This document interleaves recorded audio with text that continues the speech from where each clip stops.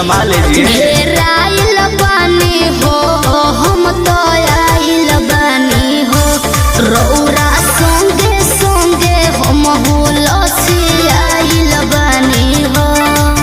केहू बोली न सबका से कहे जाए तो जाई हला कभी अरे 40 पे हम मालिश करन फ्री में होई पालिश सोई पर सह जाए रात भर रह जाए।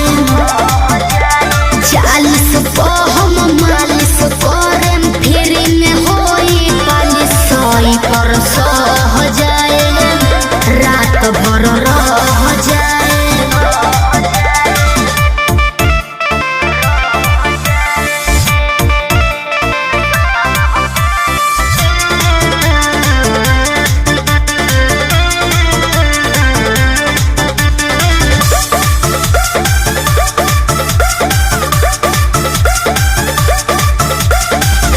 मार्केट में तोहरे तो तारा चाहबा उ तो बात है। मेंटेन में बोलो कितना खर्चा बा। अरे बहुत बा कृष्णा पे दर्दी को